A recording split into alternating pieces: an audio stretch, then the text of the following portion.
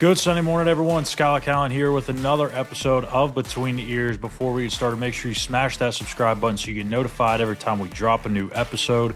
And follow us on X at SI_WVU. Yesterday, the men's basketball team took down Oklahoma State 69-50, but we're not talking about basketball today. No hoops conversation. We're going to talk about the quarterback situation on the football side of things, considering they just added another guy, and that is Jaylen Henderson, a former Texas A&M backup who is now in the mix for that quarterback spot in Morgantown. So what does this mean? Well, I've told you guys from the very beginning, this is going to be a different looking quarterback room than the one we saw last year, mainly because, one, you want to make sure you have enough dual threat guys to be able to run and operate this offense at an efficient level. Number two, regardless of whether it was Rich Rodriguez or anybody else, the moment Neil Brown was fired, you knew there was going to be a transfer quarterback of some sort coming into the mix, whether that was somebody that had starting experience elsewhere or it be a guy like Jaylen Henderson, who in his case has been a backup for most of his career, but probably has the skill set to maybe fight for a starting job. So that's kind of been my gut feeling on this from the very beginning. Anytime you make a coaching change, I would say probably 95 to 98% of the time, that new head coach is going to go out and get a transfer quarterback. It's just is what it is. That's not saying that Nicco Marchiol is incapable of being the starter. It's not saying that he can't be a winning quarterback. It's not saying that he's not the front runner for the job. But you have to add competition to this room.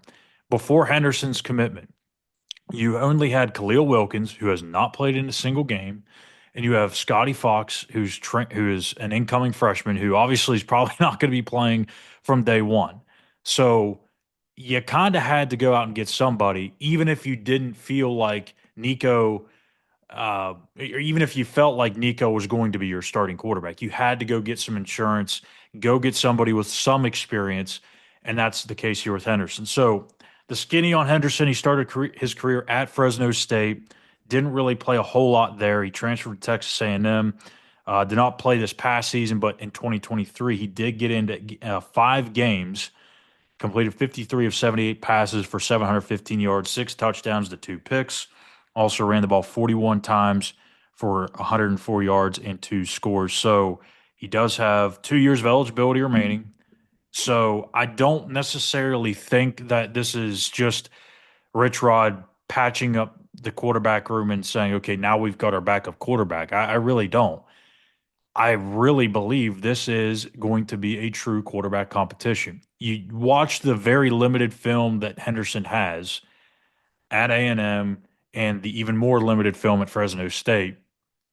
Even though there's not a lot to go on, you see the makings and the tools of what could be a pretty good quarterback. He's big. He's 6'3", 220 pounds. He runs really well. I would argue he runs better than Nicco, and that's not saying that Nicco can't run. He can certainly run. We've seen that. But he has another gear, another dimension to his speed that Nicco just hasn't been able to tap into yet. Nicco's more the physical runner. Jaylen Henderson, to me, the first time I saw the highlights of him, it kind of reminded me a little bit of Anthony Richardson and just the athletic freak that he is, the mobility that he brings to the table. Does he have the cannon that Anthony Richardson has? No. Is he going to be an Anthony Richardson type of player? I don't know. I think that's a little unfair. But just in terms of the overall athleticism, the size, and the speed, it reminds me a lot of Anthony Richardson in that aspect. Everything else, I don't know. A lot of TBD because there's not much out there on the kid.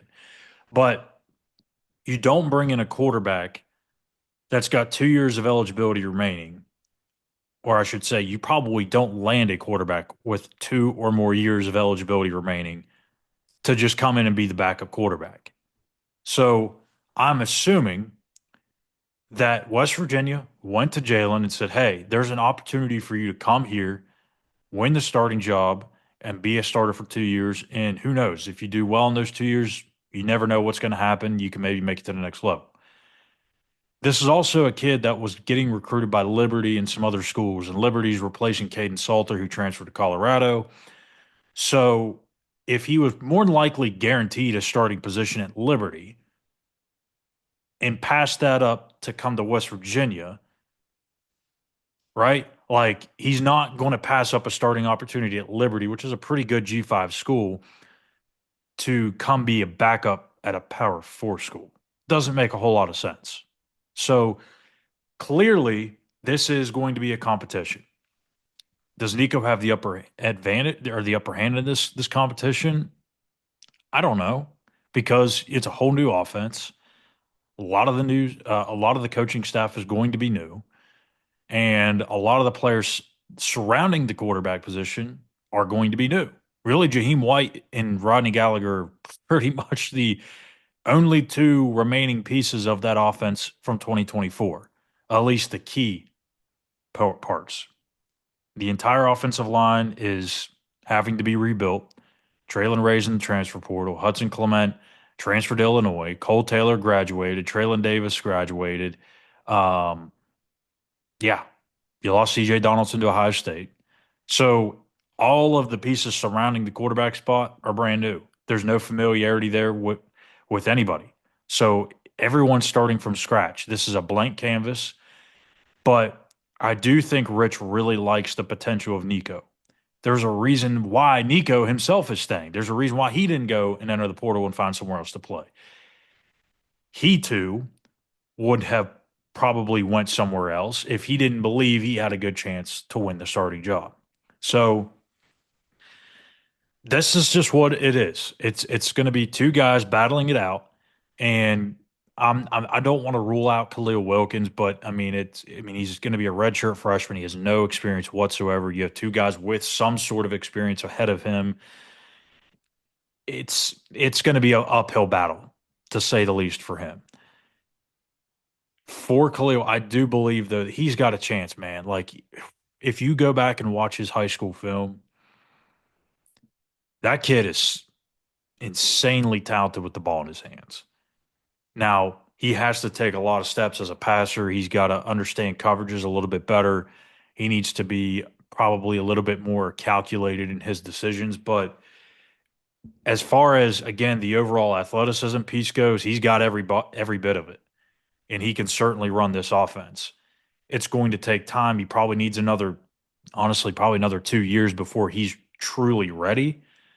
But the good thing is you have two quarterbacks ahead of him that have 2 years eligibility remaining. So if one of these two guys works out, Nicco or Jaylen, then you're in a good spot to be able to carry that over to Khalil in a few years, assuming he stays. I mean, we can't really assume anything these days with the transfer portal, but I like this situation. I don't think we're gonna have an answer come spring. I really don't, unless one just completely is head and shoulders above the other, which I don't foresee happening. Um, I think this is going to go trickle into the fall, and heck, this may go all the way up until the final week of fall camp before we know who's going to be starting against Robert Morris, and that's a good thing too, right? Because you're not starting off the season like you have the past X amount of years with a Power Four opponent and on the road more times than not. You're not playing Penn State. You're not playing Virginia Tech. You're not playing Pitt. You're not playing Maryland. You're not playing those games in week one. So in week one, we should see both Nicco Marchiol and Jaylen Henderson. And even though there's a chance that the starting competition could trickle into that first game, I don't think that'll be the case. I think Rich is going to settle on a guy, and both guys will play in week one, and they'll kind of take it from there.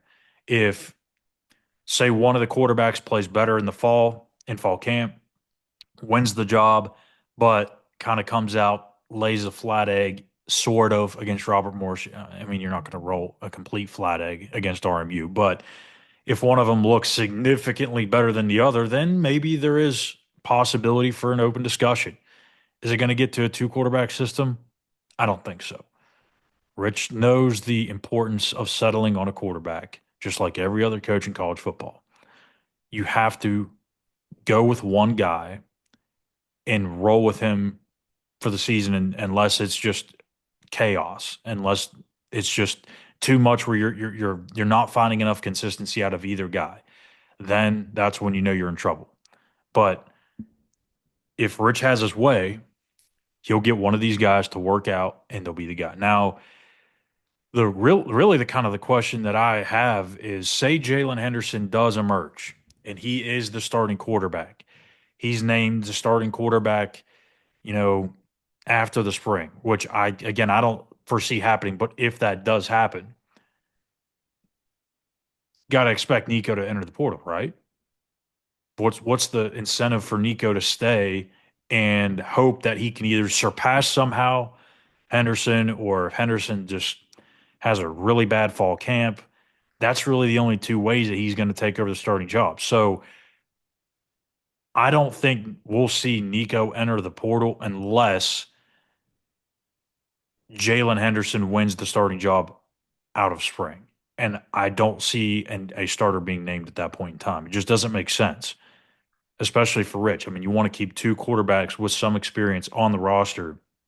You don't want to have to go out and find one in the spring.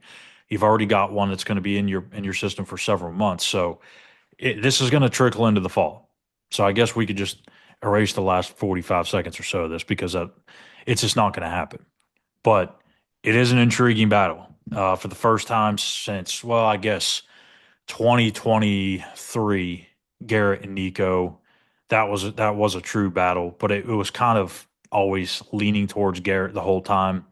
But outside of that, it's been a long time since there's been a true quarterback battle in Morgantown. So it's going to be interesting how this all pans out. Let me know your guys' thoughts here in the comment section on our YouTube page. Who you think is going to be the starting quarterback, whether you like the pickup of Jaylen Henderson or not, what you think this means for Nicco. Just give me all of your thoughts. I like to read through all of them and see what you guys think. So make sure you hit that subscribe button here on our YouTube page at West Virginia on SI. Give us a follow on X at SI_WVU. I'm Schuyler Callihan. You've been watching another episode of Between the Ears. Take care. Have a nice rest of your weekend. We'll see you back here on Tuesday for another episode.